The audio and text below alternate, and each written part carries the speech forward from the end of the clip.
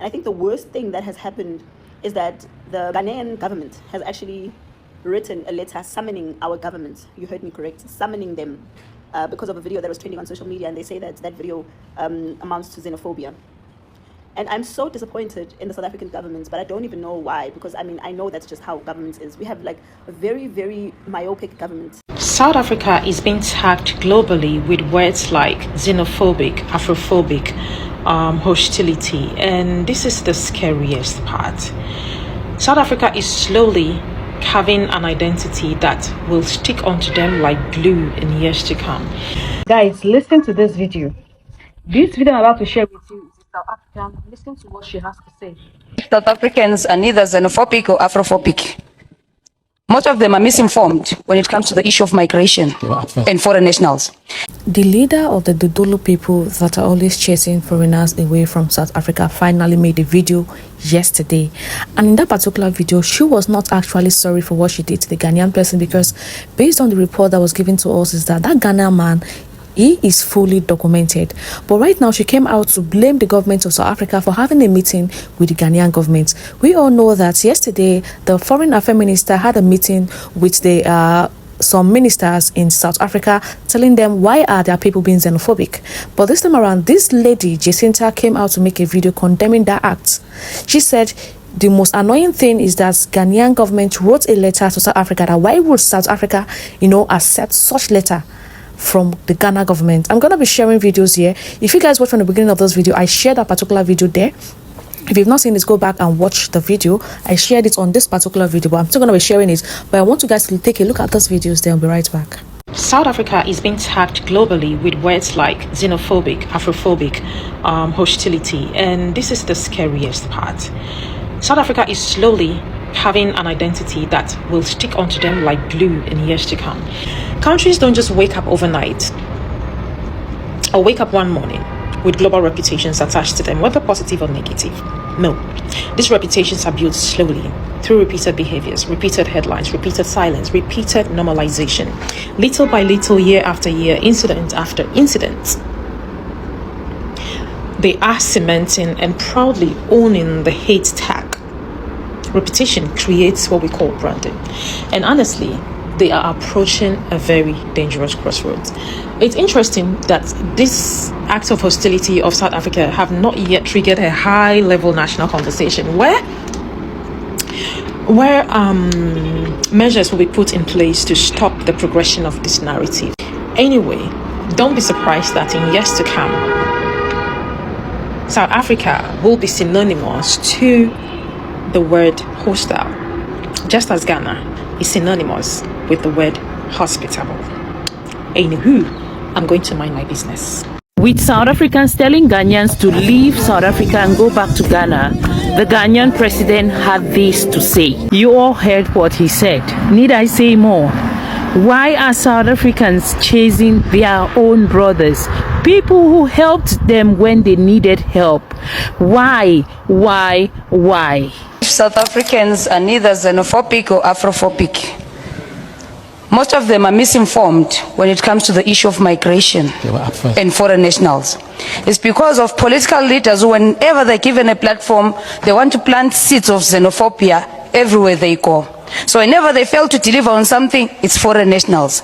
Are you telling me, especially the ruling party and the opposition, I just want to, especially DA, if all foreign nationals were to leave this country, are also unemployed South Africans going to be employed? If all foreign nationals were to leave this country, is the health system going to improve in this country? Thank you very much. Okay, and where are you from, ma'am?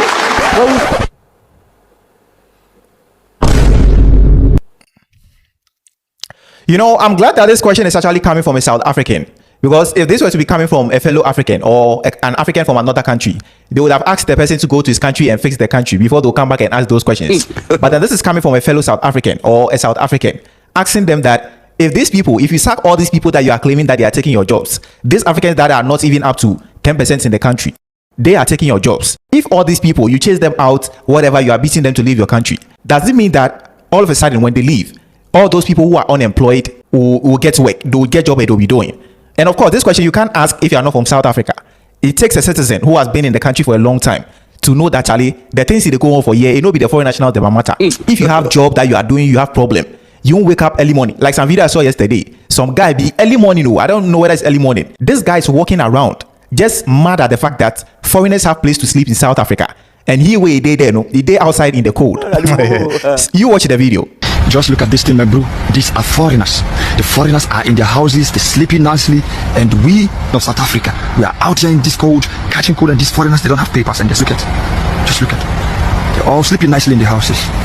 They're sleeping really nice in the house. We are here outside. They must go back to their country. They can't come here to take our sleep from us. So you now tell me, this man way they there, you have lived all your life. You have lived all your life. You couldn't do something for yourself. Someone that came from another country to come and live in your country, work hard and get money. You have a problem with it. Bro, sometimes then they talk say, these things all then be you don't know. Low budget that you don't know. I'm a South African currently in Ghana, and in light of recent xenophobic attacks that have yet again been reported in South Africa, I just wanted to share some thoughts. Now, firstly, of course, I can only speak on behalf of myself, but I do believe that there are many South Africans who share similar sentiments.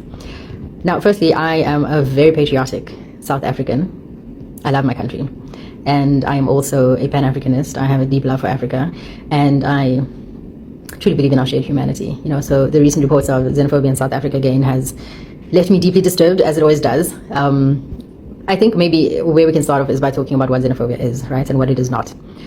What it is I guess they call it a fear or a hatred or distrust and discrimination against people from different countries, right? What it is not is an act of patriotism. It is not law enforcement, and it can never be in pursuit of justice, because it is itself an injustice, right? Violence and brutality against our African brothers and sisters is something that I like to believe most South Africans do not support. Okay, but one of the greatest dangers, I suppose, that we face is that the loudest voices are often mistaken for the majority, right? So a small group is driven by frustration, they take to the streets, they act violently, then these actions are amplified and shared and repeated until they become, or they begin to define an entire nation, right? But that's not the full picture. South Africa is home to over 60 million people, and most of whom do not engage in violence. They go about their daily lives, working, raising families, and coexisting peacefully with people from across the continent and from across the world. But the truth is that peaceful people are often silent, and silence is easily misinterpreted as agreement. So that's why I'm choosing not to be silent, because there is nothing in our constitution that justifies violence. There's nothing in our constitution that allows citizens to take the law into their own hands. There's nothing in our constitution that justifies intimidation. Yes, the Freedom Charter does say that the people shall govern, but what does that mean? It means that we hold the state accountable, not that we replace it. It means participation, not vigilantism. And it means justice, not mob action. So, of course, frustrations exist, right? The current form of response that we're seeing to that, though, is not lawful and is not justifiable, right? Now, if we allow incidents like these to define us, I think we create something that's even more dangerous than the violence itself, which is a distorted narrative, right? We then begin to believe that all foreigners are undocumented, that all people from certain nationalities are criminals, and that all South Africans are violent, yet none of this is true, right? But this is how narratives are formed. Small and loud groups shape perception, and perception shapes reality. And my reality and my perception has been shaped by my own lived experiences, of course. I had the privilege of studying under an African Union scholarship for my master's, and I did so alongside peers from all over Africa. And in that environment, I really came to understand the true meaning of Ubuntu, which is what we South Africans should be living by, right? I am because we are.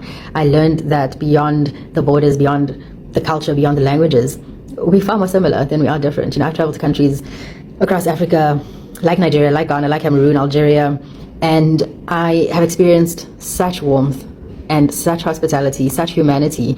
And I know of many other Africans who've experienced the same in South Africa. And that is the Africa that I know. And that is the Africa that I believe in. It. That's the Africa that I love. Our continent's long been guided by ideas and ideals of Pan-Africanism, right? Led by voices such as Kwame Nkrumah, Julius Nyerere, Nelson Mandela. And they all envisioned an Africa that is united, that is not divided, that's collaborative and not hostile, and that's rooted in dignity and mutual respect, right? And xenophobia just stands in direct opposition to this vision. But of course, we have to be balanced and we have to be honest. We know that South Africa, like many other countries, face real challenges, right? We have challenges of unemployment, we have challenges of inequality, we do have challenges of illegal immigration. And these are legitimate concerns, but I think misdirecting all our frustrations towards Africans does not solve our problem. It in fact deepens it. I think it's important to recognize that, you know, there are many foreign nationals who live in South Africa, live and work in South Africa legally, and many contribute very meaningfully to the economy and to the society, and many experience South Africa as welcoming and as full of opportunity, and the opposite is also true. There are many foreign nationals who are in South Africa illegally and who do not contribute to the economy or to the society, and in fact contribute to its destruction, right? Both realities can exist, but violence cannot be the response to either. I think let me just wrap up by saying that I love South Africa and I love Africa, and that is why moments like these are, for me, really painful, you know, because they don't reflect who we are at our core, right? I think let's just not define a nation by its worst moments, and let us not allow small and loud minorities to define our identity. I think we need to reclaim the narrative, and we are not enemies. We are family, we are Africans. South Africans, nobody is asking you not to protect your country, but the measures you're using to protect that same country is what people are against. You guys can hear from the Dudula leader, Jacinta. She said something about Ghana. She said Ghana have no right to send a letter to their country to tell them what to do in their country. And they forget that the same Ghana that they are asking that they don't have right to come to their country or do anything are the same Ghana that contributed money to help them during their apartheid. This is Nelson Mandela in Nigeria, asking Nigeria to also help them during their apartheid. Nigeria housed him. They saved him. But I think South Africans, you guys forget so quickly. I don't know, but you guys just forget so quickly. I don't know if hate has consumed your heart not to see something good about your fellow African brothers, because I don't see any reason why you see an African brother, what comes to your mind is how to unalive the African brother, how to beat him up, how to hit him. In fact, South Africans,